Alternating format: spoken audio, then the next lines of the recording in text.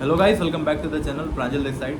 सो guys, आज की video में हम बात करेंगे कि अगर आप फरवरी बैच के लिए प्रिपेयर कर रहे हो, अगर मान लो किसी भी इशू की वजह से अगर आप अगस्त बैच में अगर ज्वाइन नहीं कर पा रहे हो डीएनएस के लिए, या फिर आपको किसी भी कंपनी का स्पॉन्सरशिप नहीं मिल रहा है अगस्त के लिए, तो आप फरवरी बैच के लिए जा सकते हो। अगर आपने IMUCT इस साल का दिया होगा, ठीक है, अगर आपने IMUCT 2024 दिया है तो आप फेब 2025 बैच के लिए आप एलिजिबल हो, ठीक है। तो अगर आप ये जानना चाहते हो कि कौन कौन सी ऐसी कंपनी है जो फरवरी बैच के लिए आती है, ठीक है, तो मैं इस वीडियो में वो बताऊंगा और क्या प्रोसीजर होता है और कैसे आपको स्पॉन्सरशिप क्रैक करनी है और क्या आपकी प्रिपरेशन होनी चाहिए, वो इस वीडियो में डिस्कस कर रहा हूँ, ठीक है।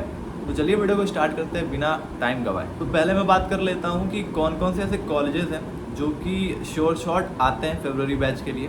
क्योंकि देखो, तोलानी जो है ना, तोलानी सिर्फ अगस्त बैच के लिए आता है और तोलानी जो है डीएनएस के लिए फरवरी बैच के लिए नहीं आता। तो ऐसे ही कौन कौन से कॉलेज है जो आते हैं उसके बारे में पहले डिस्कस कर लेते हैं। तो जो पहला कॉलेज है जो आता है वो है आपका एंग्लो ईस्टर्न का, ठीक है, एमा। क्योंकि एंग्लो ईस्टर्न की खुद की कंपनी भी है और उसका खुद का कॉलेज भी है, तो इसलिए वो मतलब फरवरी बैच के लिए आता है, ठीक है। तो वो आप वहाँ से अप्लाई कर सकते हो। जो दूसरी कंपनी है फेब बैच के लिए, वो है आपका ग्रेट ईस्टर्न, जिसका खुद का कॉलेज है, ठीक है, जिम्स करके खुद का कॉलेज है एंड उसकी खुद की कंपनी भी है, तो आप उसके लिए भी अप्लाई कर सकते हो फरवरी बैच के लिए। अब जो तीसरा कॉलेज है उसका नाम है सिम्स समुद्रा इंस्टीट्यूट, ठीक है, इसका भी खुद का कंपनी एंड खुद का कॉलेज है, तो ये तो आएगा ही फरवरी बैच में। एंड जो लास्ट हो जाता है आपका SCI, ठीक है, SCI भी आता है, तो इसका खुद का कॉलेज एंड खुद की कंपनी है, ठीक है। तो ये चार जो कॉलेजेस है वो तो श्योर शॉट आएंगे, क्योंकि हर साल ही आते हैं ये फरवरी बैच। क्योंकि इनके आने का मेन रीज़न यही होता है कि इनका खुद का कॉलेज भी है, खुद का कंपनी है, तो अगर बच्चों को स्पॉन्सरशिप ये लोग देंगे तो खुद के कॉलेज में ये लोग एडमिशन करा लेते हैं, ठीक है। तो हम बात कर लेते हैं उन कंपनीज़ का जो कि आती है फरवरी बैच के लिए, ठीक है।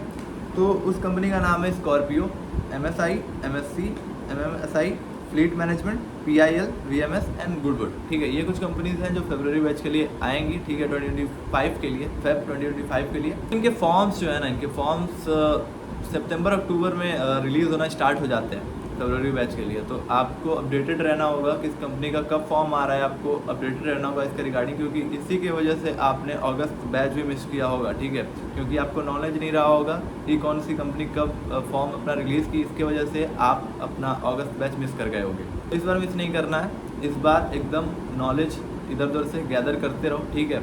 जब भी कोई नोटिफिकेशन आए कंपनी का हमारे चैनल पे आएगा, हमारा चैनल सब्सक्राइब कर लो, जिससे कि जब भी कोई भी कंपनी का फॉर्म आएगा तो हम उसी दिन तुरंत आपको अपडेट कर देंगे कि हाँ, इस कंपनी का फॉर्म आ चुका है और उसको कैसे भरना है, इसका वीडियो हमारे चैनल पे आ रहा होगा। तो तुरंत सब्सक्राइब कर लो चैनल को, जिससे कि आप कोई भी कंपनी मिस ना कर पाओ। तो हम बात कर लेते हैं कि मतलब IMUCT में आपको कितना रैंक रखना है या फिर कितना रैंक होना चाहिए फरवरी बैच के लिए एलिजिबल होने के लिए। तो देखो, जो कंपनीज होती है ना, उनका एक स्पेसिफिक होता है कि वो मांगती हैं कि अगर आपका रैंक है, मान लो कोई कंपनी जैसे एंग्लो बोल रही है, तो मान लो एंग्लो बोलती है कि मुझे अंडर 3000 रैंक वाले बच्चे चाहिए IMUCT वाले, ठीक है। कुछ कंपनी बोलती है कि मुझे 5000 के अंदर वाले बच्चे चाहिए जो IMUCT का रैंक है आपका 5000 के अंदर वाले, तो ऐसे वैरी करता है।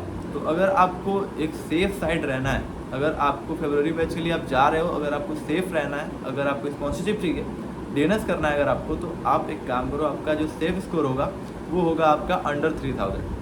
तो ट्राई करना कि अंडर 3000 आप आओ, ठीक है, अच्छे से एग्ज़ाम दो। अंडर 3000 आने के लिए आपको जो स्कोर है अपना IMUCT में, वो आपको रखना होगा, आपका ले लो 140 से 155 के अराउंड ले लो, इसके बीच में आप अपना स्कोर रखना, जिससे कि आप अंडर 3000 आ जाओ, ठीक है।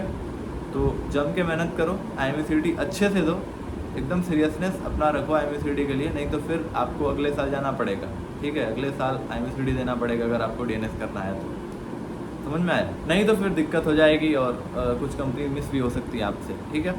तो अब मैं बात कर लेता हूँ कि मान लो आपने IMUCT दे लिया है, ठीक है, आपका रैंक भी आ गया अच्छा खासा, 3000 आ गया आपका रैंक मान लो, तो आगे का प्रोसीजर क्या होगा।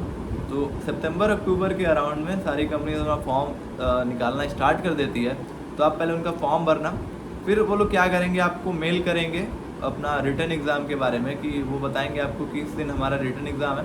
मोस्टली कंपनीज़ का जो रिटर्न एग्ज़ाम होता है वो ऑनलाइन ही होता है, ठीक है।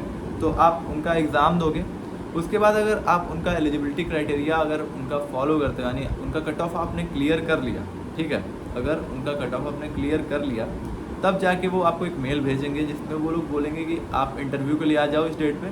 तो आपको उस डेट पे जाके इंटरव्यू देना होगा अपना, ठीक है। वो लोग अपने सेंटर पे ही बुलाते हैं, तो जहाँ वो बुलाए आप चले जाना। इंटरव्यू की बात करूँ तो इंटरव्यू थोड़ा सा टफ होता है, ठीक है। एज़ कम्पेयर टू अगस्त बैच का इंटरव्यू एंड रिटर्न थोड़ा सा टफ हो जाता है एंड कॉम्पिटिशन भी हाई हो जाता है, ठीक है। तो कम कंपनी है, कंपटीशन ज़्यादा है, तो आपको अच्छे से प्रिपेयर करना पड़ेगा। तो आप अपने इंटरव्यू और रिटर्न का जो प्रिपरेशन है वो बहुत अच्छे से करना, जिससे कि आप जो है सेलेक्ट हो पाओ, क्योंकि कम कंपनी आ रही है फरवरी बैच के लिए और बच्चे ज़्यादा है, तो आप उसी हिसाब से अपना प्रिपरेशन भी रखोगे, ठीक है।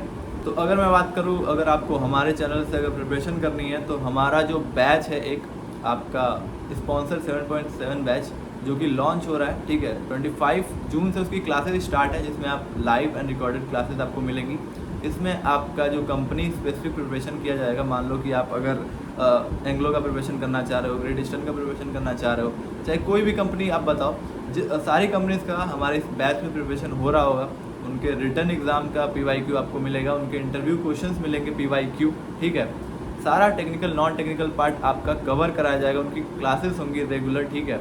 आपको लाइव तो क्लासेस मिलेंगी ही, अगर मान लो आपने लाइव मिस कर दिया तो आपको रिकॉर्डेड फॉर्म में भी उसका जो लेक्चर होगा आपको मिलेगा, ठीक है। इस बैच में हम एंग्लो ईस्टर्न का जो मैथमेटिक का जो क्वेश्चन वो लोग पूछते हैं इंटरव्यू में, वो लोग 5 क्वेश्चन एंग्लो में देते हैं, ठीक है। इंटरव्यू आपका राउंड चल रहा होगा तो वो लोग 5 क्वेश्चन मैथमेटिक का आपको देते हैं, ऑन द स्पॉट आपको सॉल्व करना होता है। और अगर मान लो आपने एक भी क्वेश्चन गलत किया तो आपको वो लोग सीधा निकाल देते हैं।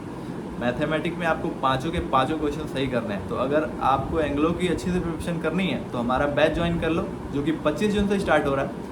आप ज्वाइन कर लो, उसका जो बैनर है यहाँ पे आपको दिख रहा होगा। अगर आपको बैच ज्वाइन करना है तो यहाँ पे एक नंबर लिखा होगा, ठीक है। उस नंबर पे आप व्हाट्सएप करो कि sir I want to join sponsor 7.7, ठीक है। ये आप मैसेज कर देना कि sir I want to join sponsor 7.7। तो सामने से वो लोग, मेरी टीम में से जो भी होगा, जो भी फ्री होगा, वो आपको रिस्पॉन्ड कर देगा, ठीक है, एंड आपको बैच ज्वाइन करा देगा। तो आप अपनी प्रिपरेशन थोड़ी अच्छे से करो, ठीक है, क्योंकि फरवरी बैच में कंपनी बहुत कम आती है एंड कॉम्पिटिशन ज़्यादा होता है थोड़ा, ठीक है। तो ये थी कुछ कंपनीज एंड कुछ कॉलेजेस जो शॉर्ट आते हैं फरवरी बैच के लिए, एंड अपना प्रिपरेशन आज से ही स्टार्ट कर दो, ठीक है। तो अब मैं बता देता हूँ इनका सिलेबस क्या होता है, ठीक है।